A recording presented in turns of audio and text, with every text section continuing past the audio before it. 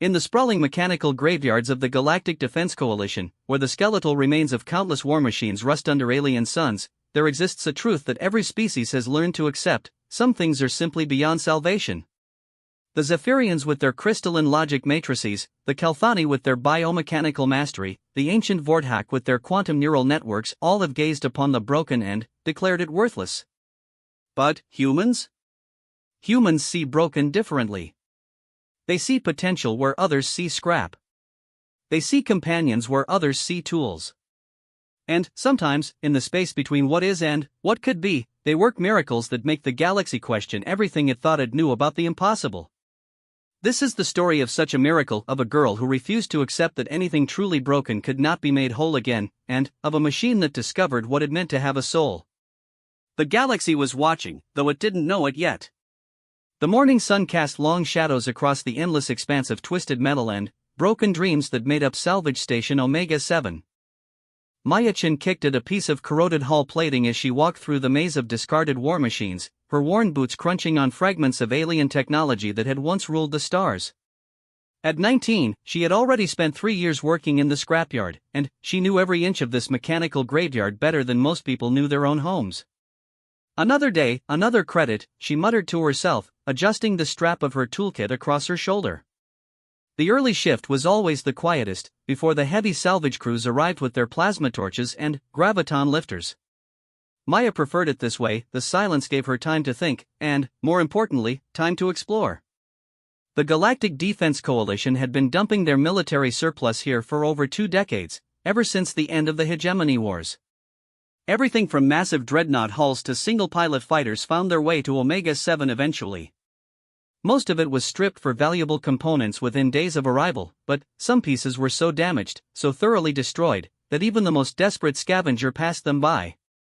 Maya's specialty was finding the forgotten corners, the places where broken machines went to rust in peace. She had a gift for seeing potential in the most unlikely places, a talent that had earned her both respect and ridicule from her fellow workers. The Zephyrian crew chief, Kex 99, often joked that humans had a peculiar obsession with lost causes. Today felt different, though. Maya couldn't explain why, but something in the air seemed charged with possibility. She had been following a trail of debris that led deeper into the yard than she had ventured in months, past the sections where even the automated salvage drones rarely bothered to patrol. The trail ended at a crater-like depression in the ground, filled with the twisted remains of what appeared to have been a catastrophic battle. Ships of various designs and origins lay scattered like broken toys, their hull plating scorched and punctured by weapons fire.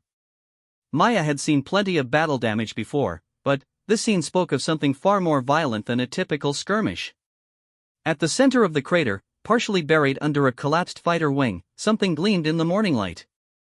Maya slid down the crater's edge, her boots sending small avalanches of debris cascading ahead of her.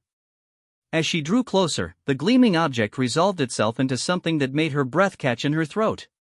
It was a combat mech, but, unlike any design she had ever encountered in the Coalition databases. The machine stood roughly 12 feet tall, its humanoid frame built with an elegance that transcended mere functionality. Where most military mechs were angular and brutally efficient, this one possessed curves that seemed almost organic. Its armor plating was a deep midnight blue, inscribed with flowing patterns that seemed to shift in the changing light. Most remarkably, despite being buried under tons of debris, the mech appeared to be completely intact. Maya circled the machine slowly, her trained eye cataloging details. The technology was clearly advanced, far beyond anything the Coalition currently fielded. The joints showed no signs of the hydraulic systems or servo motors that powered conventional mechs. Instead, she glimpsed what appeared to be crystalline structures, their faceted surfaces catching and refracting light in impossible ways. "What are you?" she whispered, reaching out to touch the smooth armor plating. The moment her fingers made contact with the metal, the world exploded into sensation.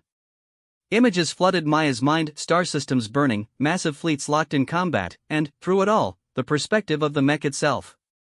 She saw through its optical sensors as it fought desperately against overwhelming odds, its pilots' emotions bleeding through their neural link.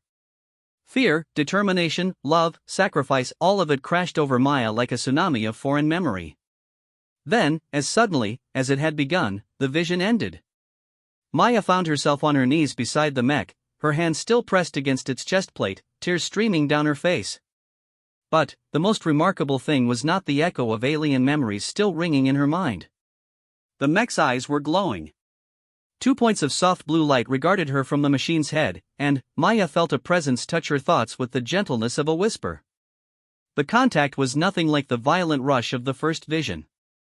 This was careful, tentative, like a wounded animal testing whether the hand extended toward it carried help or harm. "Who are you?" The voice in her mind was neither male nor female, carrying harmonics that suggested vast intelligence constrained by terrible damage. "I'm Maya," she said aloud, not trusting her own telepathic abilities. "Maya Chen. I work here, in the salvage yard." Salvage yard, the concept seemed to cause the presence pain.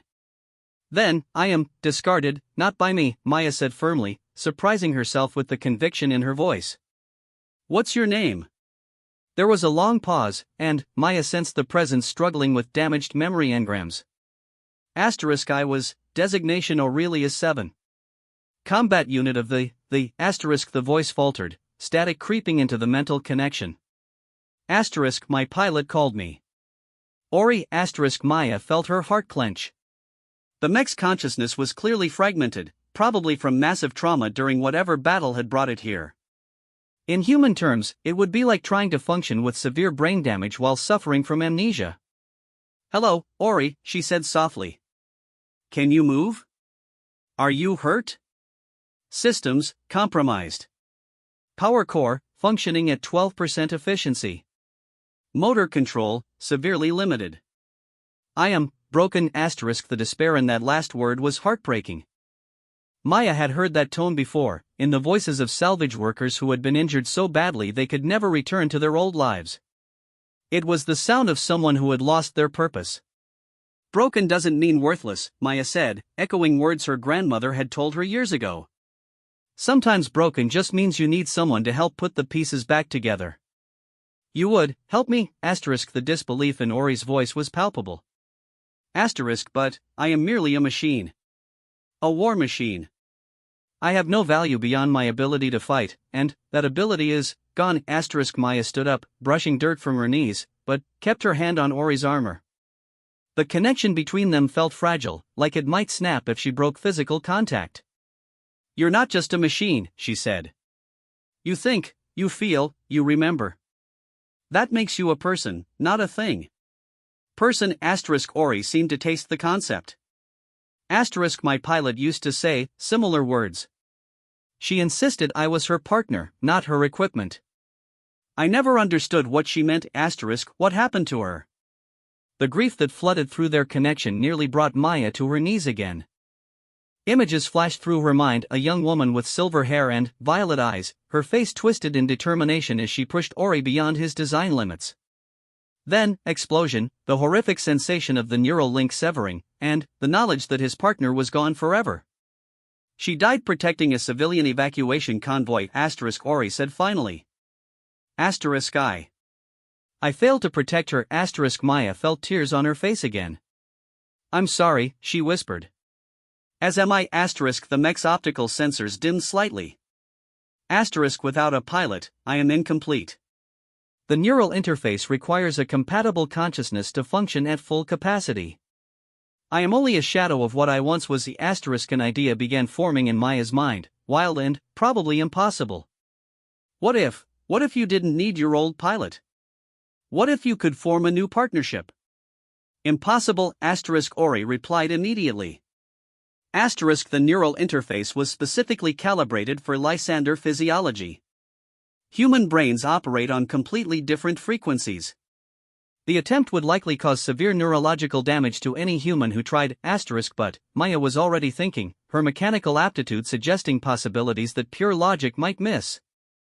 What if we didn't try to use the original interface? What if we built something new? "I do not understand." Maya's hand moved to her toolkit, fingering the small collection of salvaged components she always carried. Among them was a piece of technology she had never fully understood: a neural interface module from a human experimental fighter, one of the failed attempts at creating a psionically controlled combat system. "The Coalition experimented with human-machine interfaces about 10 years ago," she said, thinking aloud. The project was abandoned because the technology was too unstable. But maybe it wasn't meant to interface with human machines. She pulled out the small cylindrical device, its crystalline core eerily similar to the structures she had glimpsed in Ori's joints. This was designed to translate human neural patterns into machine commands. If I could modify it, adapt it to work with your systems, you would attempt to create a new neural link. Ori's voice carried a mixture of hope and fear. The process would be dangerous. If it failed, you could be killed. And, even if it succeeded, you would be bound to a broken war machine with no purpose. Maya looked up at Ori's glowing optical sensors, seeing not a machine but a person in pain, someone who had lost everything and been abandoned by a galaxy that saw no value in damaged goods. Maybe, she said, it's time we both found a new purpose. The silence that followed was heavy with possibility. Finally, Ori spoke again, his voice softer than before. You would truly risk so much for someone you have just met. My grandmother always said that the best people are the ones everyone else has given up on, Maya replied. Besides, what's the alternative? Leave you here to rust away while I spend the rest of my life pulling valuable components out of scrap metal? That's not much of a life for either of us. I do not know what to say. Say yes, Maya said simply. Around them, the scrapyard was beginning to stir as the day shift arrived. Maya could hear the distant sound of plasma torches firing up and the rumble of heavy equipment. Soon, this section would be crawling with salvage crews, and any chance of keeping Ori's secret would be lost. We need to move you, Maya said urgently. Can you walk at all? I believe so, though my movements will be slow and unsteady. Maya helped clear the debris from around Ori's legs, marveling at the intricate craftsmanship of his construction. As the mech slowly rose to his feet, she could see the effort it cost him. His movements were jerky and uncoordinated, like someone learning to walk after a severe injury. Where can we go? Ori asked. I am not exactly inconspicuous, Maya grinned, the first genuine smile she had worn in months. I know a place. There's an abandoned maintenance bay in the old section, somewhere even the supervisor drones don't patrol.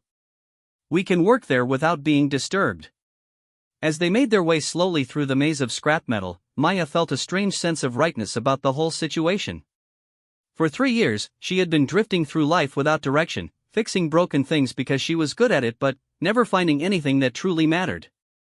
Now, walking beside a wounded war machine who had become something more than the sum of his parts, she finally understood what her grandmother had meant about finding your purpose in the most unexpected places. The galaxy thought it knew what humans were capable of. It was about to learn otherwise. Behind them, the morning sun climbed higher, casting new shadows across the scrapyard as two unlikely companions began a journey that would challenge everything the known universe believed about the nature of consciousness, partnership, and the incredible power of refusing to give up on someone who had already given up on themselves. The first step toward proving that sometimes, the things the galaxy discards as worthless are actually the most precious of all. The abandoned maintenance bay lay hidden in the deepest recesses of Salvage Station Omega-7, in a section that predated the current management by at least a generation. Maya had discovered it during her first month on the station, drawn by her natural curiosity and her talent for finding spaces that others overlooked. The massive doors had been sealed shut for so long that the automated systems no longer recognized their existence, making it the perfect place for work that required absolute privacy. Getting Ori there had been an exercise in patience and careful timing. The mech's damaged systems made every step a struggle, and twice they had been forced to hide behind piles of debris as salvage crews passed nearby. But Maya's intimate knowledge of the yard's layout allowed them to navigate through forgotten pathways and abandoned sectors, arriving at their destination just as the main shift was settling into their daily routines. The bay itself was a testament to the station's original purpose as a military facility. Designed to accommodate the largest coalition mechs, it boasted reinforced floors, heavy-duty power connections, and a full complement of maintenance equipment that had been left behind when the facility was converted to civilian use.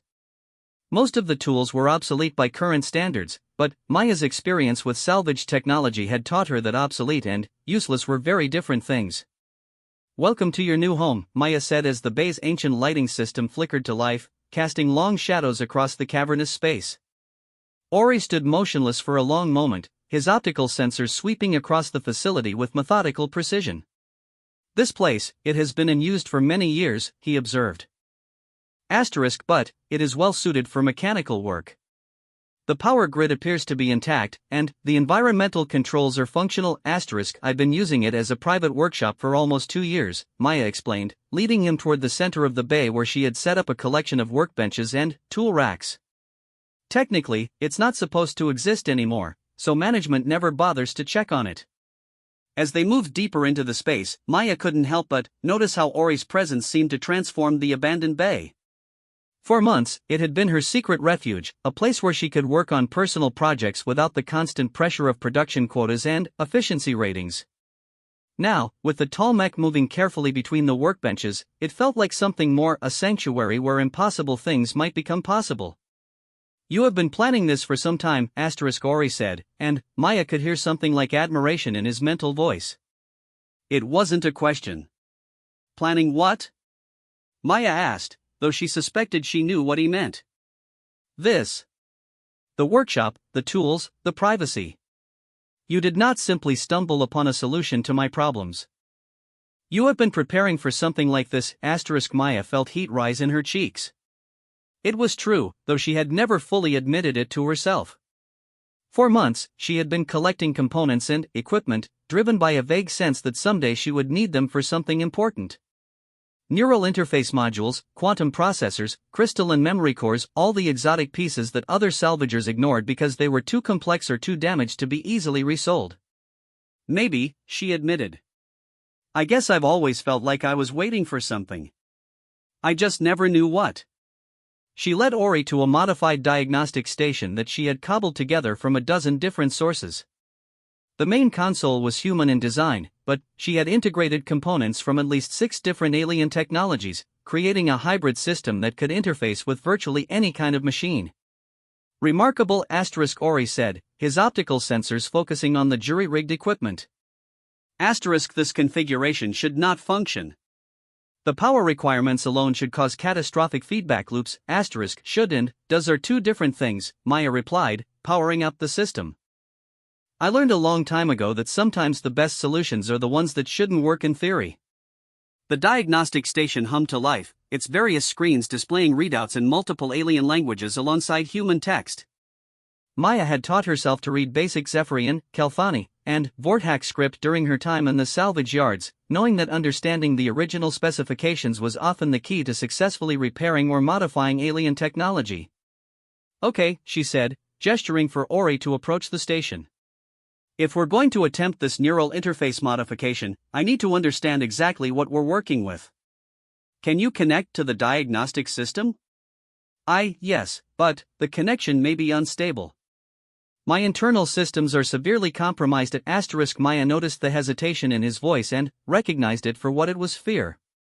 Not of physical damage, but of having his limitations exposed. She had seen the same reaction in human workers who had been injured on the job, the reluctance to submit to medical evaluation because it might confirm their worst fears about their condition. "Hey," she said softly, moving to stand where Ori could see her clearly. "Whatever the diagnostics show, we'll deal with it. I'm not going anywhere."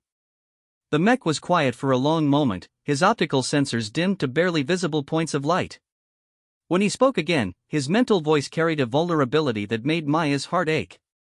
"It has been so long since anyone cared about my condition for reasons other than salvage value. I had forgotten what it felt like to have someone worry about me." Maya reached out and placed her hand on Ori's forearm, feeling the cool smoothness of his armor plating. The moment of contact brought a flash of sensation, loneliness so profound it was like a physical weight, the grinding pain of damaged systems struggling to function, and, underneath it all, a desperate hunger for connection that had been suppressed for so long it had nearly been forgotten. "You don't have to be alone anymore," Maya said, meaning every word. Ori's optical sensors brightened slightly, and Maya felt a warm pulse of gratitude through their connection. "Very well.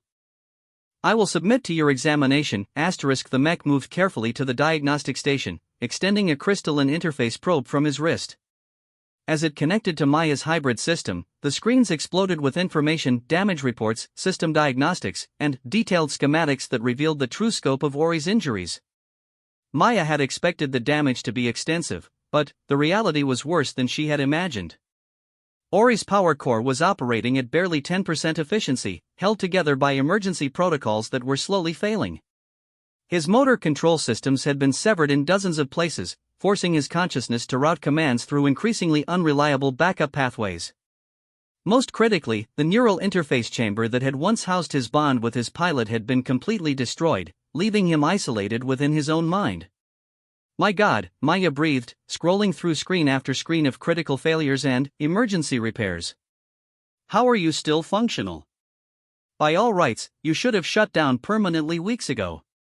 "The will to survive is a powerful force," Ori replied quietly. Even for a machine, Maya studied the schematics more carefully, her engineer's mind beginning to see patterns in the damage. Most of it was the result of catastrophic trauma, the kind of injuries that occurred when a mech pushed itself far beyond its design limits in a desperate final battle. But some of the damage was older, the accumulated wear of years spent in combat without proper maintenance or replacement of critical components. "Your pilot," Maya said slowly, "she pushed you hard, didn't she? These stress fractures in your primary support structures, the wear patterns on your joint assemblies, this is the kind of damage you see in mechs that have been operating in the field for years without returning to a proper maintenance facility." "The war was difficult," Ori acknowledged. Resources were scarce, and qualified technicians even more so. "We made do with field repairs and emergency patches. Lysander always said she would see me properly maintained when the fighting was over." Maya felt a fresh wave of grief through their connection. The pilot had never gotten the chance to keep that promise.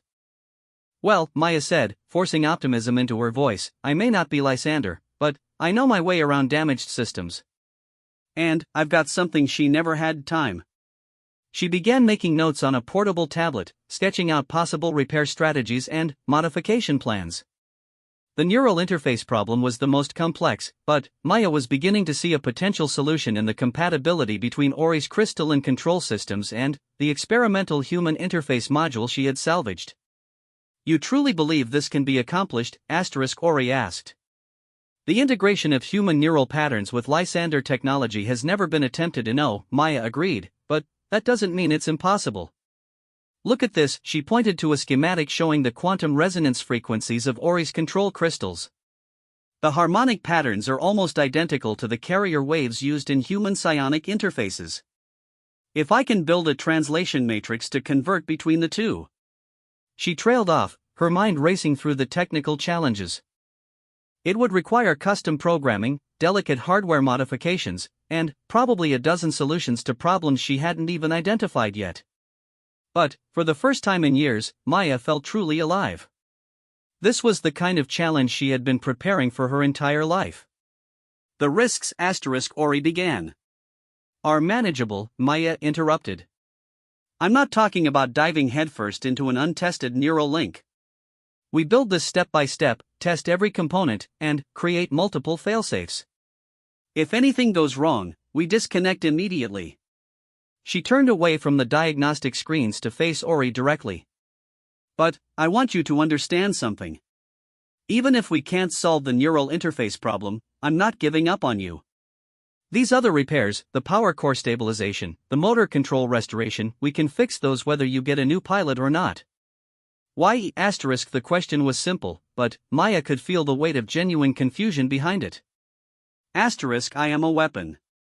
Without the ability to fight effectively, what purpose do I serve?" Maya smiled, remembering her grandmother's stories about the old days, when machines were partners rather than tools. "Maybe it's time you found out what you are when you're not defined by what you can destroy." She spent the next several hours working on preliminary repairs, starting with the less critical systems while Ori rested in a powered-down state to conserve energy. The work was slow and methodical, requiring her to familiarize herself with Lysander technology while adapting human tools and techniques to alien engineering principles. As she worked, Maya found herself talking to Ori even though he couldn't respond in his dormant state. She told him about her grandmother, who had been an engineer on one of the first human-alien joint projects after first contact. She talked about her frustrations with the salvage industry, where beautiful and sophisticated machines were reduced to their component value without regard for their history or significance. "You know what the worst part is," she said while carefully realigning a damaged servo linkage in Ori's shoulder joint. Everyone acts like consciousness is something you either have or you don't. Binary. On or off. But, I've seen too much to believe that. She paused in her work, looking up at Ori's still form. I've seen ships that seemed to know when their crews were in danger. Machines that adapted to their operators' preferences without being programmed to do so. Hell, I once worked on a cargo hauler that refused to start whenever its owner was drunk. Try explaining that with pure mechanics. The joint alignment finally clicked into place, and Maya felt a small surge of satisfaction. It was a minor repair, but it was a start. The galaxy likes to think it understands consciousness, she continued, moving on to the next damaged component. But maybe consciousness isn't about the complexity of your brain or the sophistication of your neural networks. Maybe it's about the connections you make, the choices you face, the way you change the universe just by being in it. As the day wore on, Maya lost herself in the rhythm of repair work. Each fixed component brought new challenges, but also new understanding of how Ori's systems functioned.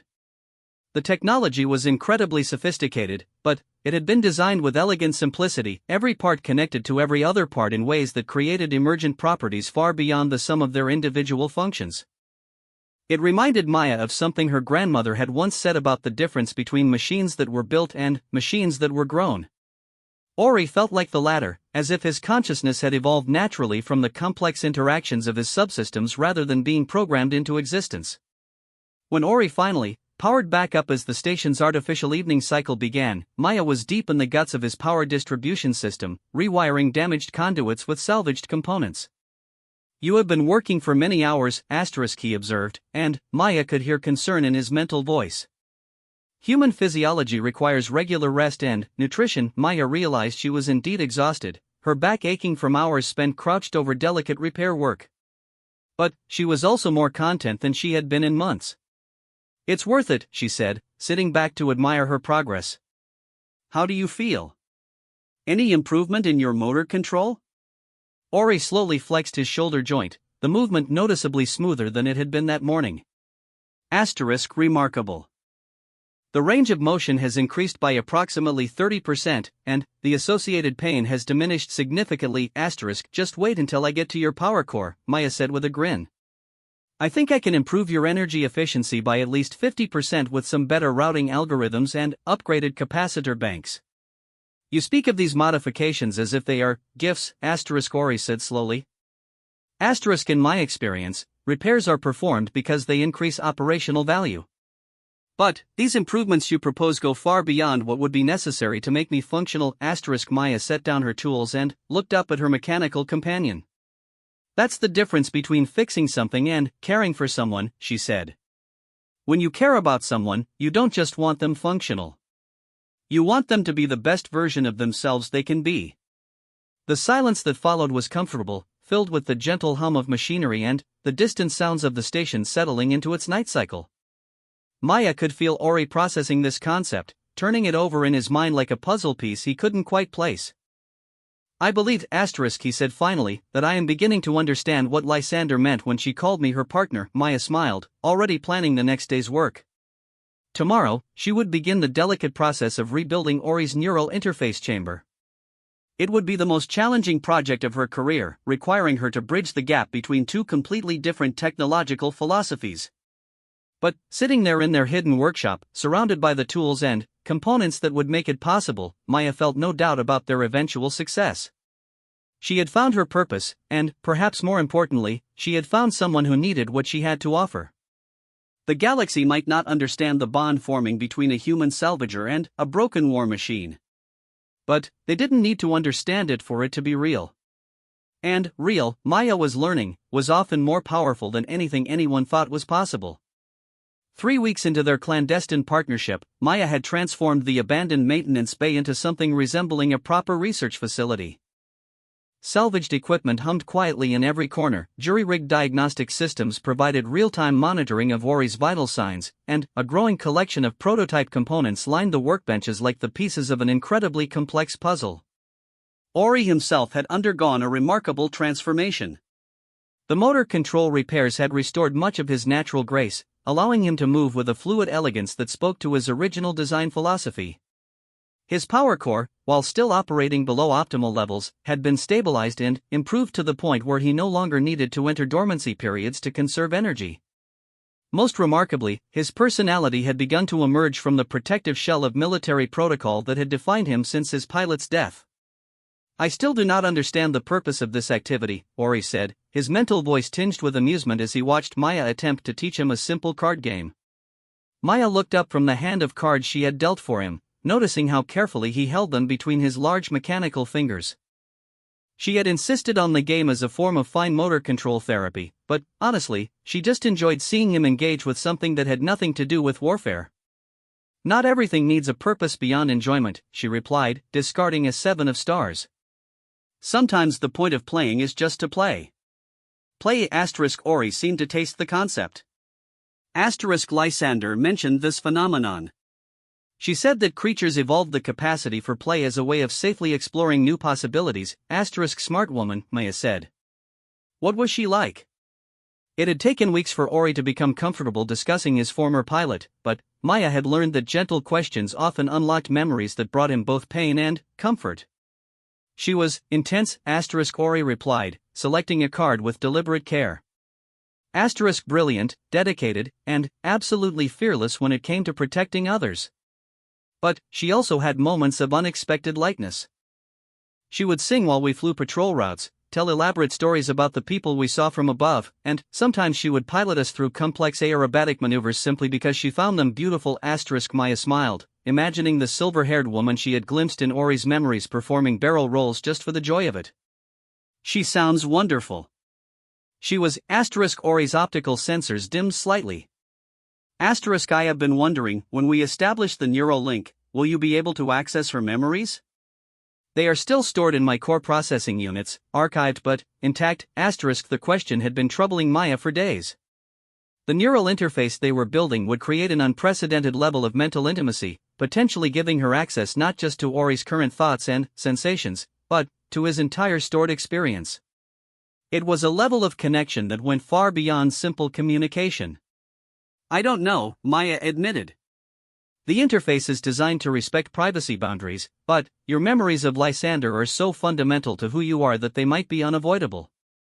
"Does this concern you?" Maya considered the question carefully. "A little," she said honestly. "It feels like intruding on something private. But, also, I think understanding your relationship with her might be important for building our own partnership." She had been working on the neural interface components for over a week, crafting each piece with painstaking attention to detail. The central processor was a hybrid of human psionic amplification technology and Lysander quantum resonance crystals, designed to translate between the different ways their respective species processed consciousness. The most challenging part had been creating safeguards that would protect both of their minds from potential feedback loops or incompatibility reactions. Maya had built multiple isolation protocols, emergency disconnection systems, and graduated connection levels that would allow them to test the interface safely.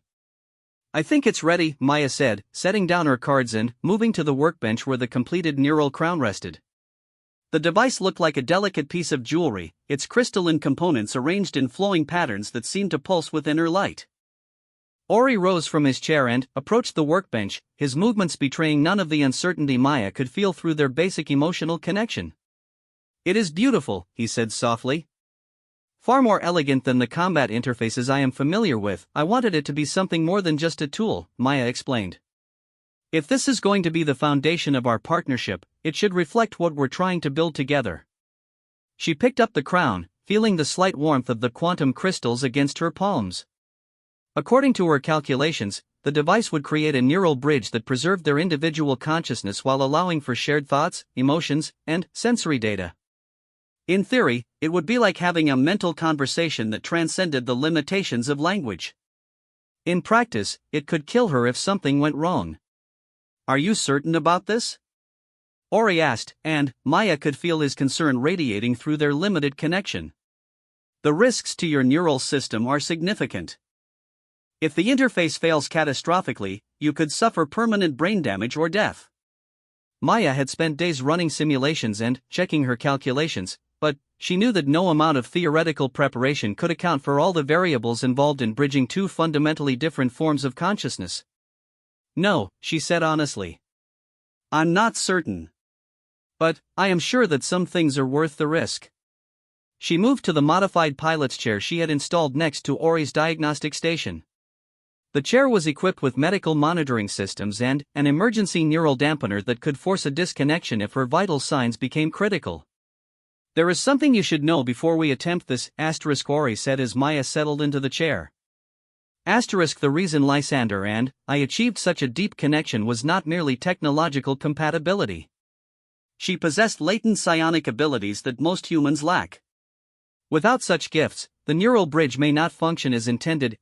Maya paused, the crown halfway to her head. Psionic abilities?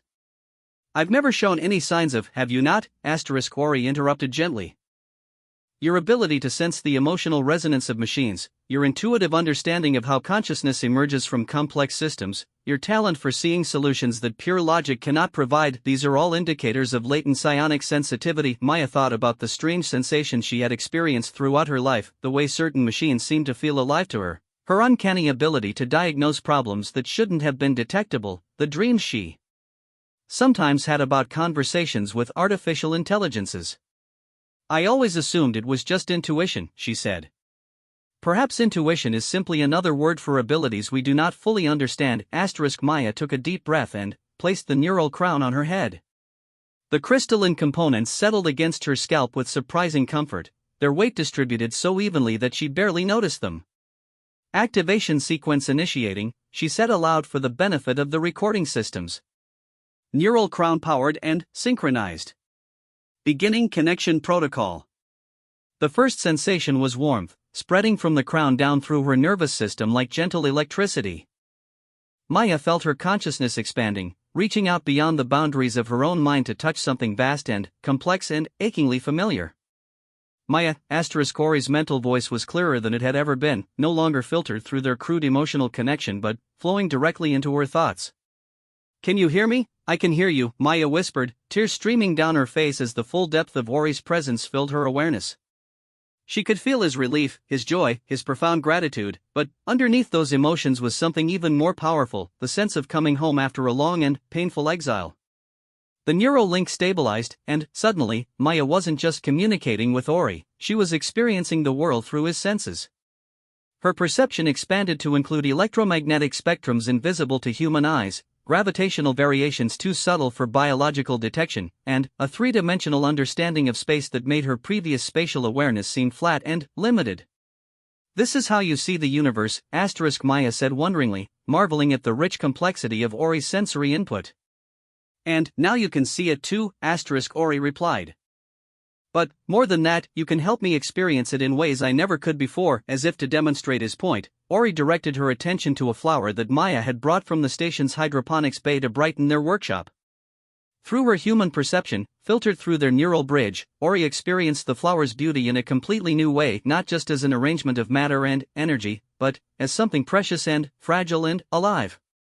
Incredible, Ori breathed. I have analyzed thousands of biological specimens, but I never understood what beauty meant until this moment. Maya smiled, feeling Ori's wonder as if it were her own. The neural bridge was working better than she had dared hope, creating a true meeting of minds that preserved their individual perspectives while allowing them to share experiences in ways that neither could achieve alone. Then, without warning, the connection deepened.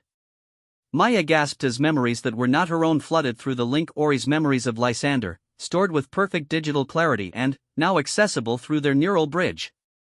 She saw the young pilot as Ori had seen her, brilliant and brave and utterly committed to protecting those who could not protect themselves.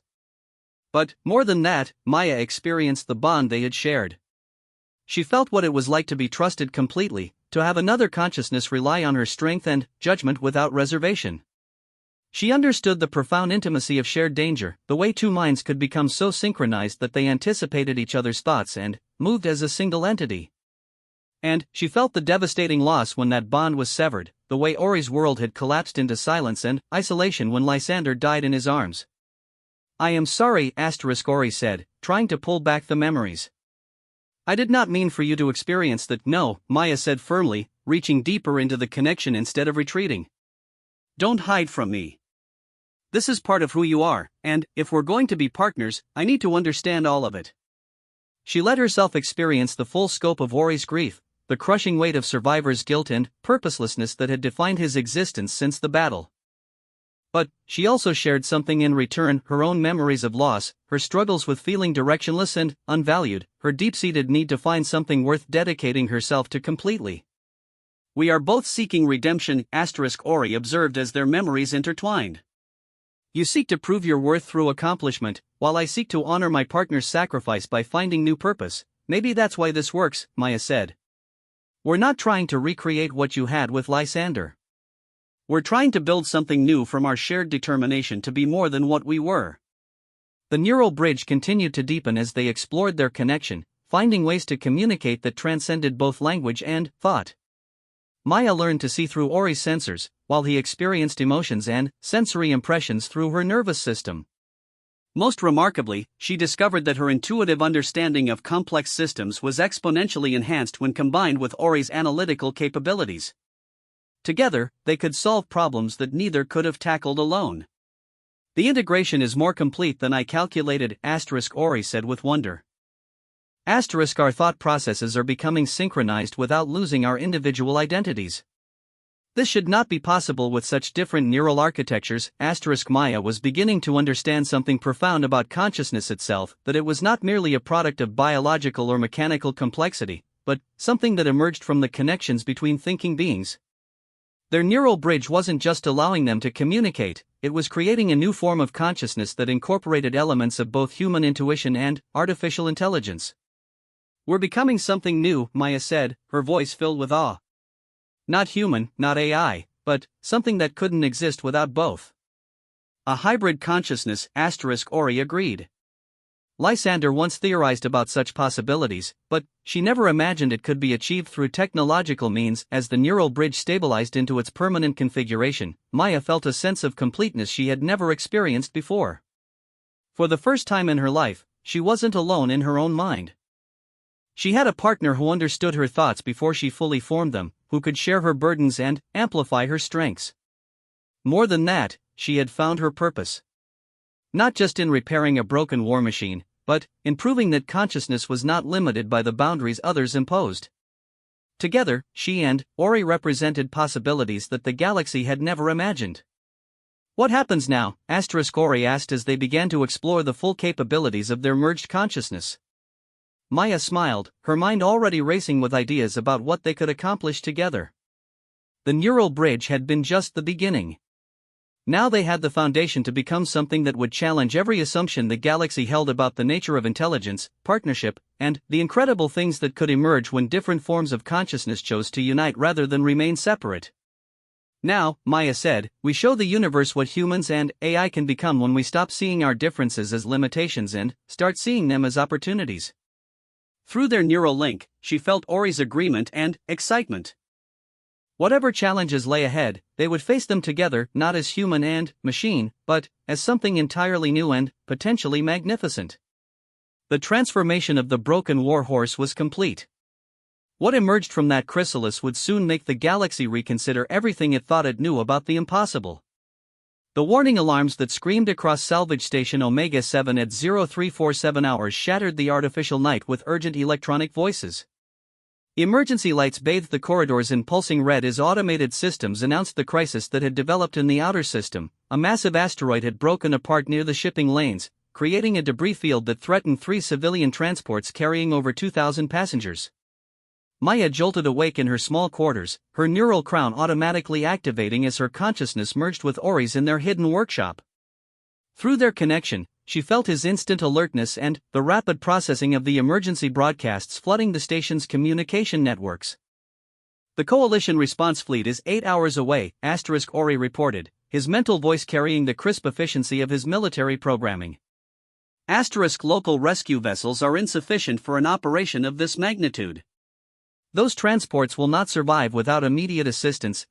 Maya was already pulling on her jumpsuit, her mind racing through possibilities. The station has emergency rescue equipment, doesn't it? Shuttles, repair drones, maybe even some decommissioned military hardware? Affirmative, but nothing with the capability to safely navigate an active debris field while providing escort services to damaged civilian vessels. The particle density and chaotic motion vectors would require a combat-trained pilot in a maneuverable platform with advanced sensors and defensive systems, Maya finished, understanding flooding through their neural link. Something like a restored Lysander combat mech. For a moment, the connection between them carried only silence. Then, quietly, Ori spoke again. I have not engaged in combat operations since Lysander's death. My weapons systems remain offline, and my tactical programming has been dormant for months.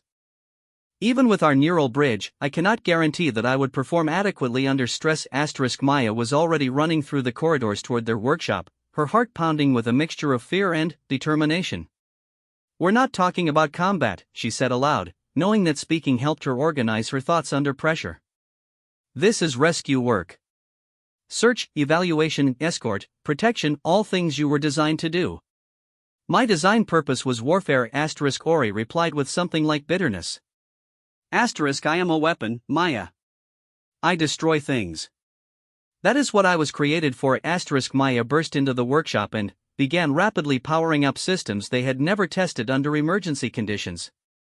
No, she said firmly, you are whatever you choose to be. And, right now, I'm choosing for us to be the people who saved those transport ships. Through their neural link, she could feel Ori's internal conflict, the military protocols that screamed for action warring against the traumatic memories that whispered of failure and loss. But, underneath both of those responses, Maya sensed something else, a deep, aching desire to prove that he could be more than an instrument of destruction. The risks are substantial. Ori said as Maya began the startup sequence for his main power systems. We have never tested our neural bridge under high-stress conditions. The integration protocols could fail, leaving both of us compromised. Then, we'll have to trust each other, Maya replied, settling into the pilot's interface chair they had constructed over the past weeks.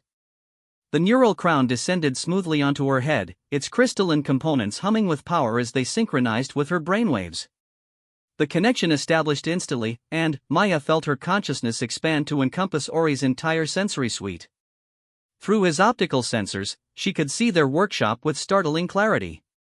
Through his internal monitoring systems, she could feel the steady pulse of his power core and the fluid movement of his hydraulic systems. Most remarkably, she could sense his emotions as clearly as her own fear, uncertainty, and a growing determination that matched her own. Neural bridge stable, Ori reported. All systems showing green. But, Maya, I must ask, why are you willing to risk everything for strangers? Maya stood up, her movements now perfectly synchronized with Ori's as their shared consciousness adjusted to their merged motor control systems. It was like learning to dance with a partner who could anticipate her every step. Because that's what people do, she said simply. We help each other. It's not about strangers or friends or family, it's about the fact that someone needs help and we're capable of providing it. Even at the cost of our own safety, especially then, Maya replied, and, through their neural link, she shared a memory of her grandmother telling stories about the early days of interstellar exploration, when human crews routinely risked their lives to rescue ships from other species despite having no obligation to do so. My grandmother always said that civilization isn't measured by how advanced your technology gets, but by how willing you are to help someone who can't help themselves. Ori was quiet for a long moment as they moved through the workshop, conducting final system checks and gathering emergency equipment. Finally, he spoke again. Lysander would have made the same choice, then, let's honor her memory by making it together. The journey from their hidden workshop to the station's emergency bay was an exercise in stealth and careful timing. Ori's restored motor control allowed them to move with fluid grace, but his size made concealment difficult. Fortunately, the emergency response had drawn most of the station's personnel to the main operations center, leaving the secondary corridors largely deserted. The emergency bay was in chaos when they arrived. Technicians scrambled to prepare the station's limited rescue fleet, while coordinators shouted orders over the communication systems. Maya could see immediately that the assembled resources were woefully inadequate for the scale of the crisis: 3 small shuttles, a handful of industrial repair drones, and one aging patrol cutter that looked like it hadn't seen service in a decade. This is never going to be enough, Maya murmured, watching the frantic activity through Ori's sensors. Agreed. The debris field extends across 15,000 cubic kilometers, with particle velocities exceeding safe navigation thresholds for civilian-grade vessels. These ships will require continuous escort and, possibly direct intervention to reach safety. A new voice cut through the chaos. Station Commander Yolan, a gruff Forthack whose reputation for competence was matched only by his legendary temper. I don't care what the Coalition says about response times, he was shouting into a communication terminal. Those transports have maybe 6 hours before their hulls are compromised by debris impact. We go with what we have. Maya felt a surge of resolve through her neural link with Ori. Commander Yolan, she called out, stepping into the bay with Ori following close behind. The reaction was instantaneous and dramatic. Conversation stopped, technicians turned to stare, and several security guards reached for their weapons before recognizing that neither Maya nor her mechanical companion were behaving aggressively. Commander Yolan's 4 optical sensors focused on them with laser intensity. Chen, he said slowly, his translator rendering his words in perfectly clipped human standard. Want to explain why you're walking around with an unregistered combat mech during a station emergency? Maya had prepared for this moment, but actually facing it was more intimidating than she had expected. Through her neural link with Ori, she could feel his readiness to defend her, but also his understanding that violence would doom any chance they had of helping the stranded civilians. Sir, she said, trying to keep her voice steady, we're volunteering for the rescue operation. I believe we can provide assistance that your current resources cannot. Volunteers? Yolan's voice carried dangerous skepticism. Chen, that machine is clearly military hardware. Where did you acquire it, and why hasn't it been reported to station security? I found him in the scrapyards, Maya said, which was technically true even if it wasn't the whole story. He's not stolen or contraband, he's salvage that I've been repairing in my off time. Maya Ori's voice was cautious in her mind. The commander's stress indicators suggest extreme skepticism. He does not believe your explanation but Commander Yolan was too experienced to dismiss potential assets during a crisis, regardless of his suspicions about their origins. Assume for a moment I believe you, he said. What exactly are you proposing? Maya felt Ori's tactical systems coming online, analyzing the situation with the kind of rapid precision that only military-grade AI could provide. Through their neural link, she saw a complete 3-dimensional map of the debris field, projected flight paths for optimal rescue approaches, and resource allocation strategies that maximized civilian survival chances. The transport ships need a fast, maneuverable escort that can clear debris from their path and provide emergency assistance if their hulls are breached, Maya said, the words flowing from their shared analysis. Ori has the sensor capability to navigate the debris field safely, the maneuverability to provide close escort, and the structural integrity to interpose himself between the transports and dangerous debris. And you propose to pilot this? Ori, personally? We propose to work together, Maya corrected. Neural interface technology allows us to combine human intuition with artificial intelligence processing power. It's the kind of hybrid capability that might be the only thing that can save those people. Commander Yolan was quiet for nearly a minute, his optical sensors shifting between Maya and Ori while his mind processed the implications of their proposal. Finally, he spoke again. Chen, if you're lying to me about this mech's origins, I will personally space you when we get back. Is that understood? Understood, sir. Good. Because those civilians need every advantage we can give them, and, right now, you two might be their best hope. He turned to address the rescue teams. Flight plan revision. Combat mech Ori will take point position in the debris field. All other vessels will follow his navigation guidance and provide support as directed. As the rescue fleet prepared for launch, Maya felt a strange calm descending over her consciousness. Through her neural bridge with Ori, she could sense his systems optimizing for the mission ahead, weapons powered down but ready, sensors tuned for maximum precision, motor control calibrated for the kind of delicate maneuvering that would be required in the debris field. Are you ready? Ori asked as they approached the bay's launch doors. Maya thought about all the possible ways their first real test could go wrong. Their neural bridge was untested under stress. Ori's systems, while significantly improved, were still operating below optimal efficiency.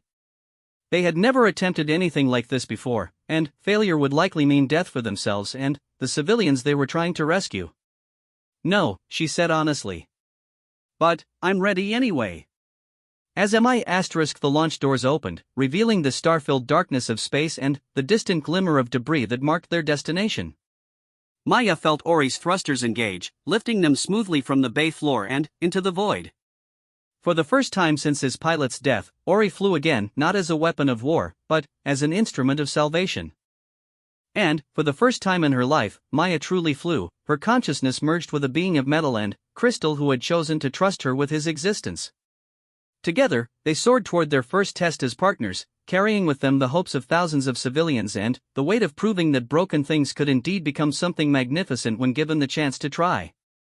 Behind them, Commander Yolan watched their departure with calculating eyes, already composing the report he would have to file about the unauthorized combat mech that had just launched from his station. But those concerns could wait until the rescue was complete. Right now, he found himself hoping that the unusual partnership between the human salvager and the mysterious war machine would prove capable of the miracle they all needed. The debris field stretched before them like a three-dimensional storm of metal and rock, each fragment spinning and tumbling in chaotic patterns that would have been beautiful if they weren't so deadly. Maya felt her breath catch as Ori's enhanced sensors revealed the true scope of the disaster, millions of pieces ranging from dust-sized particles to chunks of asteroid larger than shuttlecraft, all moving at velocities that could punch through the hull of any civilian vessel.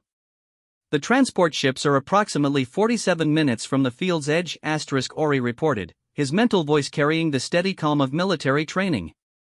"At their current velocity and trajectory, they will encounter the highest density debris zone in approximately 2 hours." Through their neural link, Maya could see the tactical analysis overlaying Ori's sensor data.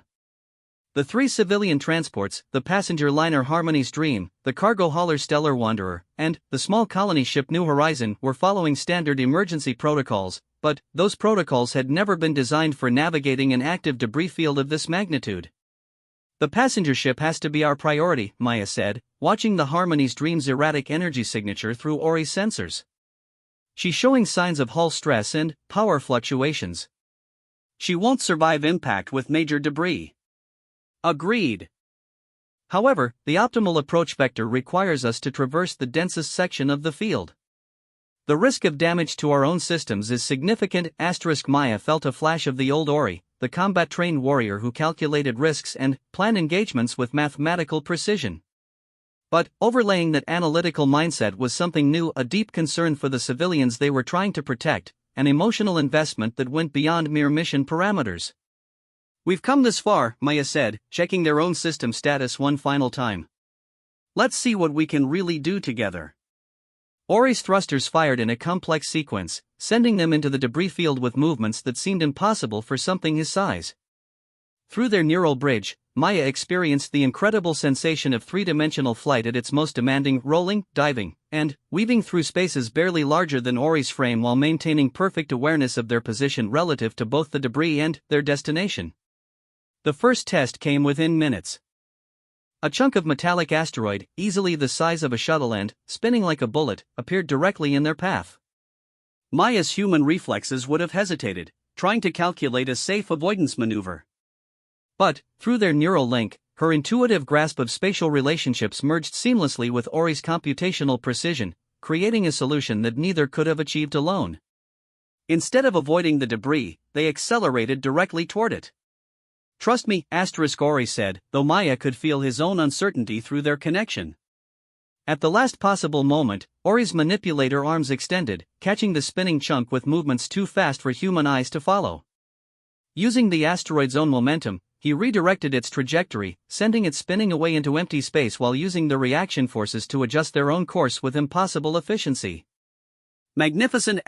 Ori breathed, and Maya felt his amazement at what they had accomplished. "The precision required for that maneuver should have been beyond our capabilities," Maya grinned, feeling more alive than she ever had before. "That's what partnership means," she said. "We're more than the sum of our parts." They continued deeper into the debris field, their confidence growing with each successful navigation challenge. Maya's intuitive understanding of three-dimensional space, amplified through Ori's sensors and processing power, allowed them to see patterns in the chaos that pure calculation could never have revealed. Meanwhile, Ori's tactical training and mechanical precision gave Maya's instincts the tools they needed to become reality. The rescue fleet's communication channel crackled to life as they approached the transport ships. "This is Commander Yolan aboard the patrol cutter Determination. Ori, we're getting telemetry on your approach vector. Please confirm you're planning to attempt direct escort through the debris field." "They think we're insane," Ori observed with what Maya was learning to recognize as his version of humor. "Confirmed, Commander," Maya replied over the comm. "We're going to clear a path for the transports and provide close escort through the danger zone." "Chen, that debris field would shred a dreadnought if it tried to force passage. You're talking about threading the needle with civilian ships that have zero maneuverability." Maya felt Ori's tactical systems analyzing the transport ship's capabilities and limitations. The results were sobering. The civilian vessels were designed for efficiency and passenger comfort, not for evasive maneuvering in hazardous conditions. Getting them through the debris field would require the kind of precision flying that pushed both pilot and machine to their absolute limits. "Then, we better be very precise," Maya said. The Harmony's dream loomed ahead of them, her elegant passenger liner configuration marred by visible damage along her port side. Through Ori's enhanced sensors, Maya could see the stress fractures in the ship's hull, the failing power conduits, and the frightened faces of passengers pressed against observation windows. 2,347 souls aboard that vessel, Ori reported. Including 412 children. Maya felt a surge of determination that seemed to resonate through their entire neural network. "Then, we bring them home. All of them." The next hour passed in a blur of impossible flying. Maya and Ori worked as a perfect team, their consciousness so thoroughly merged that they sometimes forgot where one ended and the other began. They carved a safe corridor through the debris field, their movements precise enough to guide civilian ships through spaces that seemed impossibly narrow. When smaller debris threatened to overwhelm the transport's defensive screens, Ori used his own armored frame as a shield, intercepting impacts that would have crippled the civilian vessels. When navigation became too complex for human or artificial intelligence alone, Maya's intuitive spatial reasoning merged with Ori's computational power to find solutions that existed at the intersection of mathematics and art. "Maya Ori said as they approached the most dangerous section of the field, I need you to know something. Regardless of what happens next, these past weeks with you have been the most meaningful of my existence. You have given me something I thought was lost forever. What's that?" Maya asked, though she suspected she already knew the answer. "Purpose. The knowledge that I can be something more than a weapon. That I can protect rather than destroy, heal rather than harm." Maya felt tears on her face as she realized the profound change that had occurred in both of them. When she had first found Ori in the scrapyard, she had thought she was saving a broken machine. Instead, she had discovered that they were saving each other. "We're not done yet," she said firmly. "We've got civilians to protect and a galaxy to show what's possible when humans and AI work together." The final approach to the safe zone required everything they had learned about partnership and trust. The debris field's density reached critical levels, with impacts occurring every few seconds against Ori's armor as they carved a path for the transport ships. Maya's consciousness extended through Ori's entire frame, allowing her to feel every stress point and system strain as if it were her own body. Hull integrity at 73%. Ori reported as a particularly large impact sent shockwaves through his frame. Power core efficiency dropping to critical levels. How much farther? Maya asked, though she could see the answer through their shared sensors. 8 minutes to the safe zone boundary. However, at current damage rates, we may not maintain structural integrity for the full duration. Maya felt Ori's determination wavering as his systems registered increasing damage. The warrior in him was prepared to sacrifice himself to complete the mission, but the friend he had become was reluctant to cause her pain through his destruction. "Hey," Maya said softly, her mental voice carrying all the warmth and affection she felt for her unlikely partner. "Remember what I told you about broken things? Sometimes they just need someone to help put the pieces back together. We're not broken, Ori. We're just getting started." Through their neural bridge, Maya felt Ori's resolve strengthen. Together, they pushed deeper into the debris field, their movements becoming more fluid and confident as they learned to trust completely in their shared consciousness. When the transport ships finally cleared the danger zone and reached the safe corridor established by the Coalition rescue fleet, a cheer went up across every communication channel. Maya felt a surge of exhaustion mixed with profound satisfaction as Ori's damaged systems finally registered that the mission was complete. All civilian vessels secure, Ori reported, his mental voice carrying a note of wonder. Zero casualties. Mission successful, we did it, Maya whispered, hardly believing it herself. We actually did it. The journey back to salvage station Omega-7 was subdued, partly due to Ori's damaged systems but mostly because both Maya and her mechanical partner were processing the magnitude of what they had accomplished. They had not just saved over 2,000 lives, they had proven that consciousness was not limited by the boundaries of species or substrate. Commander Yolan was waiting for them in the docking bay, along with what appeared to be half the station's personnel. As Ori settled onto the bay floor with obvious relief, the commander approached them with an expression that Maya couldn't quite read. Chen, he said formally, I've been in contact with Coalition Command about your unusual situation. Maya felt her heart sink. She had known this moment would come eventually, but she had hoped they would have more time to prepare. Sir, I can explain, no explanation necessary, Yolan interrupted. What you two accomplished out there has already been logged as one of the most remarkable rescue operations in Coalition history. Command wants to offer you both official positions with the Emergency Response Corps. Maya felt Ori's surprise and cautious hope through their neural link. Official positions? Full citizenship for Ori, recognition of your partnership as a legal entity, and assignment to the new human-AI integration program that apparently doesn't exist yet but will by tomorrow morning. Commander Yolan's expression softened slightly. Seems like the bureaucrats are finally catching up to what we've known for years, that consciousness comes in more forms than anyone expected. Through their neural bridge, Maya felt Ori's emotions cycle through disbelief, hope, and, finally, a deep sense of coming home. He would no longer be salvage, no longer be alone, no longer be defined solely by his capacity for destruction. Maya he said privately, I do not have adequate words to express my gratitude. You don't need words, Maya replied. That's what partners are for. As the crowd of station personnel began to disperse, Maya realized that their story was just beginning. The galaxy was vast, filled with challenges that would require the kind of hybrid consciousness they had discovered in each other. There would be other broken things that needed fixing, other impossible problems that could only be solved by minds working together across the boundaries of flesh and steel. The girl who had stepped forward when no one wanted a broken warhorse had found something more valuable than she had ever imagined. She had found proof that the universe was full of potential waiting to be unlocked, that consciousness was not a limitation but a gift to be shared, and that sometimes the most magnificent transformations began with someone simply refusing to accept that anything was beyond salvation. In the end, Maya and Ori had both been right about broken things. Sometimes they just needed someone who could see past the damage to the potential beneath.